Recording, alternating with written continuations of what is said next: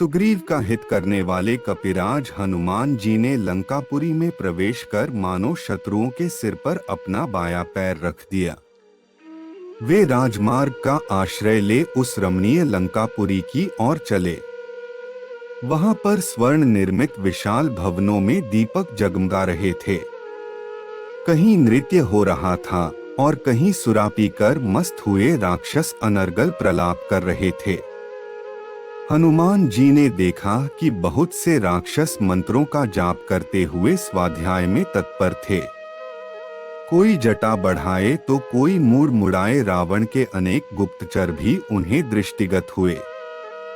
हनुमान जी ने नगर के सब भवनों तथा एकांत स्थानों को छान डाला, परंतु कहीं सीता दिखाई नहीं दी। अंत में उन्होंने सब ओर से निराश होकर रावण के उस राजप्रासाद में प्रवेश किया जिसमें लंका के मंत्री, सचिव एवं प्रमुख सभासद निवास करते थे। उन सब का भली भांति निरीक्षण करने के पश्चात वे रावण के अत्यंत प्रिय बृहत्शाला की ओर चले। वहां की सीढ़ियां रत्नष्टित थीं। स्वर्ण निर्मित वातायन दीपों के प्रकाश से जगमगा रही थीं। स्थान स्थान पर हाथी दांत का काम किया हुआ था। छतें और स्तंभ मणियों तथा रत्नों से जड़े हुए थे। इंद्र के भवन से भी अधिक सुसज्जित इस भव्यशाला को देखकर हनुमान चकित रह गए। उन्होंने एक ओर स्फटिक के सुंदर पलंग पर रावण को हुए मदिरा के मद में पड़े देखा, जो कि अनिंद्य सुंदरियों से घिरे हुए था। उसके नेत्र अर्धनिमीलित हो रहे थे। अनेक रमणियों के वस्त्राभूषण अस्त व्यस्त हो रहे थे और वे सुरा के प्रभाव से अछूती भी नहीं थीं।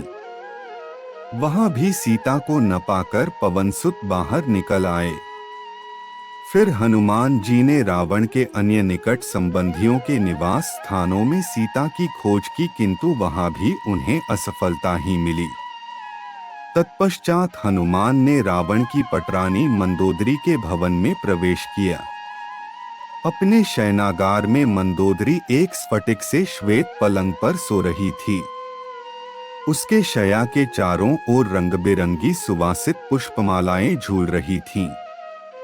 उसके अद्भुत रूप, लावण्य, सौंदर्य एवं यौवन को देखकर हनुमान के मन में विचार आया, संभवतः यही जनकनंदिनी सीता हैं। परंतु उसी क्षण उनके मन में एक और विचार उठा कि ये सीता नहीं हो सकती, क्योंकि रामचंद्र जी के वियोग में पतिव्रता सीता न तो सो सकती हैं और न इस प्रकार आभूषण आदि पहनकर श्रृंगार ही कर सकती हैं। अतएव यह स्त्री अनुपम लावण्य में होते हुए भी सीता कदापि नहीं है। यह सोचकर वे उदास हो गए और मंदोदरी के कक्ष से बाहर निकल आए। अकस्मात वे सोचने लगे कि आज मैंने पराई स्त्रियों को अस्तव्यस्त वेश में सोते हुए देखकर भारी पाप किया है। वे इस पर पश्चाताप करने लगे। फिर यह विचार कर उन्होंने अपने मन को शांति दी कि उन्हें देखकर मेरे मन में कोई विकार उत्पन्न नहीं हुआ, इसलिए यह पाप नहीं है। फिर जिस उद्देश्य के लिए मुझे भेजा गया है उसकी पूर्ति के लिए मुझे अनिवार्य रूप से स्त्रियों का अवलोकन करना पड़ेगा। इसके बिना मैं अपना कार्य कैसे पूरा कर सकूंगा। फिर वे सोचने लगे, मुझे सीता जी कहीं नहीं मिली। रावण ने उन्हें मार तो नहीं डाला। यदि ऐसा है तो मेरा सारा परिश्रम व्यर्थ गया। नहीं, मुझे यह नहीं सोचना चाहिए। जब तक मैं लंका का कोना कोना न छान मारूं, तब तक मुझे निराश नहीं होना चाहिए। यह सोचकर अब उन्होंने ऐसे ऐसे स्थानों की खोज आरंभ की जहां तनिक भी असावधानी उन्हें यमलोक तक पहुंचा सकती थी।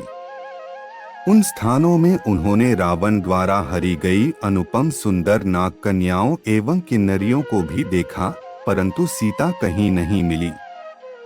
सब ओर से निराश होकर उन्होंने सोचा, मैं बिना सीता जी का समाचार लिए लौटकर किसी को मुख नहीं दिखा सकता, इसलिए यहीं रहकर उनकी खोज करता रहूंगा अथवा अपने प्राण दे दूंगा। यह सोचकर भी उन्होंने सीता को खोजने का कार्य बंद नहीं किया।